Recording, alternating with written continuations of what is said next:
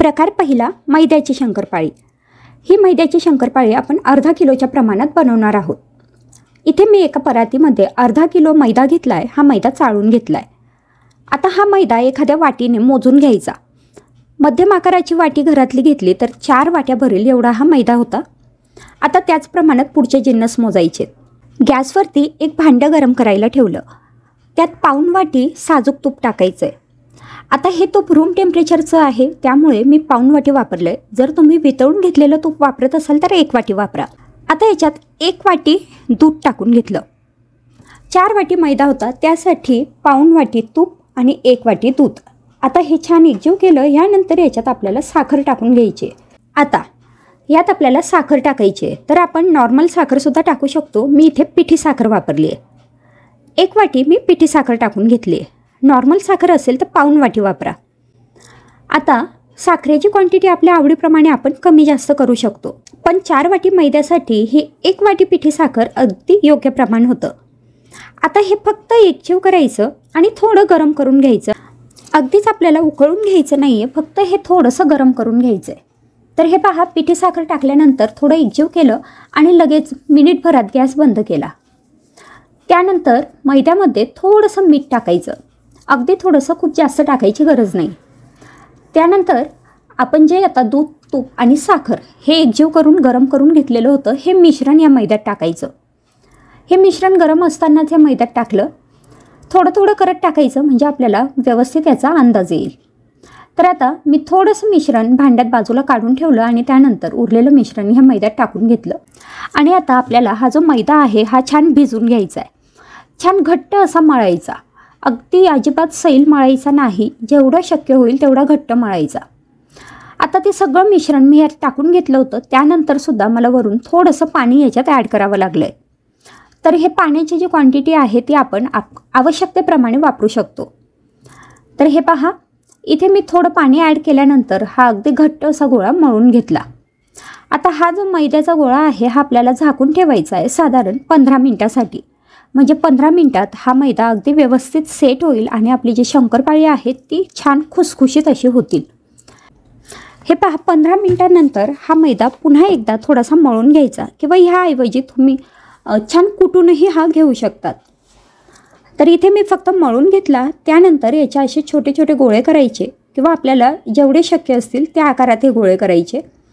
त्यानंतर एक गोळा घेतला, तो पोळपाटावर पुन्हा मळून घेतला। जसं मी मगाशी सांगितलं, तुम्ही याला थोडंसं खलबत्त्याने कुटूनही घेऊ शकतात। आता याची आपल्याला जाडसर पोळी लाटून घ्यायची आहे। अजिबात पातळ पोळी लाटायची नाही, छान जाडसर पोळी लाटायची। ही पोळी लाटताना तेल, तूप असं काहीच लावायची गरज पडत नाही, कारण ह्या मैद्यामध्ये आपण आधीच भरपूर तूप वापरले। तर हे पहा, इथे मी आता ही मैद्याची पोळी लाटून घेतली आहे। तुम्ही बघू शकताय, अशा पद्धतीने ही थोडीशी जाड ठेवायची। आपली जी भाकरी असते, भाकरीपेक्षा थोडी जाड असेल एवढीच आपल्याला ही पोळी जाड अशी ठेवायची आहे। आता याचे शंकरपाळे कट करून घ्यायचे आहेत। आपल्याला हव्या त्या आकारात आपण याचे शंकरपाळे कापू शकतो। तर हे पहा, अशा पद्धतीने मी हे शंकरपाळे कट करून घेते। साधारण मध्यम आकारात तयार होतील एवढे हे शंकरपाळे मी कट करून घेतले। तर हे पहा, शंकरपाळे आता इथे लाटून झालेले आहे, कट करून झाले आहेत। आता आपण हे तळायला घेऊ।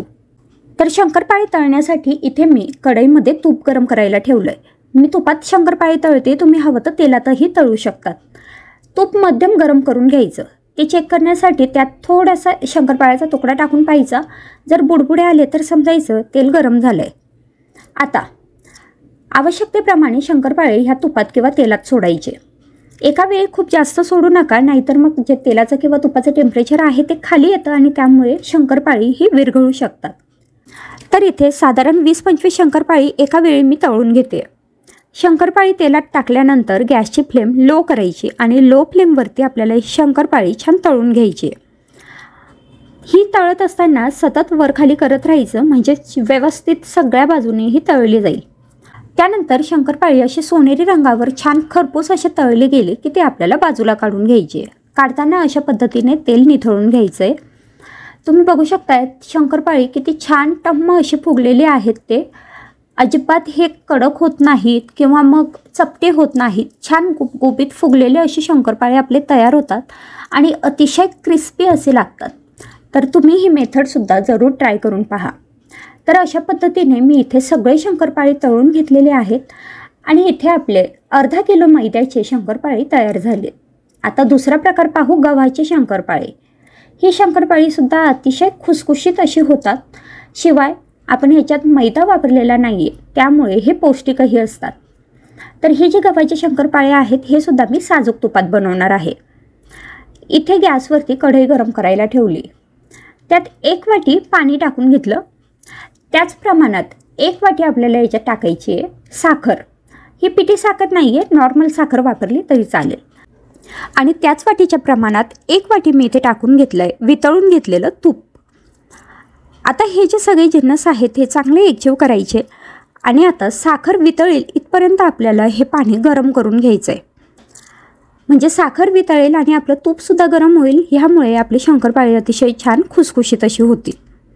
तर हे पहा, तूप इथे व्यवस्थित गरम झालेलं आहे। त्यानंतर एका ताटात मी हे जे तुपाचं पाणी होतं ते काढून घेतलं आहे। आता याच्यात मावेल इतपत आपल्याला गव्हाचं पीठ टाकून घ्यायचं आहे। तर सुरुवातीला मी 2 वाट्या गव्हाचं पीठ टाकून घेतलं। त्यानंतर हे चांगलं एकजीव करायचं आणि एकजीव केल्यानंतर हे मळून पाहायचं। जर खूप जास्त सैल वाटत असेल तर अजून याच्यात गव्हाचं पीठ ॲड करायचं आहे। आता मी हे मळून घेतलं, पण खूप सैल वाटतं आहे म्हणून मी अजून याच्यात 1 वाटी गव्हाचं पीठ टाकून घेतलं। पुन्हा एकजीव केलं, पुन्हा याच्यात 1 वाटी गव्हाचं पीठ टाकून घ्यायचं। एकूण मला इथे 4 वाटी गव्हाचं पीठ लागलं आहे। आता हे गव्हाचं पीठ मी इथे छान मळून घेतलं। मळून घेतल्यानंतर हे पीठसुद्धा आपल्याला 15 मिनटं झाकून ठेवायचं आहे, म्हणजे पीठ छान सेट होईल। 15 मिनटानंतर आपलं पीठ चांगलं सेट झालेलं आहे। आता त्यातला एक गोळा घेतला आणि पोळपाटावरती त्याचीसुद्धा जाड पोळी लाटून घेतली। आता ही पोळी लाटताना हे गव्हाच्या पिठाचे शंकरपाळे असल्यामुळे थोडेसे क्रॅक जातात, पण ते क्रॅक आपण एखाद्या सुरीने बाजूला काढून घेऊ शकतो। तर हे पहा, इथे अशी थोडीशी जाडसर अशी पोळी मी लाटून घेतली। आता पोळी लाटून झाली, आता हे कापून घेऊ। सुरुवातीला मी याचे जे काट आहेत ते काढून घेतले, म्हणजे मला व्यवस्थित चौकोनी आकारात ही शंकरपाळी कापून घेता येतील। आता इथे शंकरपाळी लाटून झाली आहेत। शंकरपाळी तळण्यासाठी इथे कढईमध्ये तूप गरम करायला ठेवलं। तूप हलकं गरम झालं की त्यात एखादं शंकरपाळी टाकून चेक करून पाहायचं। अशा पद्धतीने तुपाला बुडबुडे यायला लागले की गॅसची फ्लेम मंद करायची किंवा मध्यम करायची। त्यानंतर याच्यात मावतील एवढे शंकरपाळे टाकायचे। साधारण 20-25 शंकरपाळी मी एका वेळी टाकून घेतली। त्यानंतर गॅसची फ्लेम लो करायची आणि लो फ्लेमवरती हे शंकरपाळे छान खरपूस असे तळून घ्यायचे। हे पहा, अशा पद्धतीने इथे हे शंकरपाळेसुद्धा तळून झालेले आहेत। हे मी आता बाजूला काढून घेते। तर मग आज आपण बघितलं दिवाळीसाठी खास 2 प्रकारचे शंकरपाळे। जर तुम्हाला आजचा व्हिडिओ आवडला असेल तर लाईक करा, शेअर करा आणि चॅनलला सबस्क्राईब करा। पुन्हा भेटू पुढच्या नवीन व्हिडिओमध्ये, तोपर्यंत बाय बाय।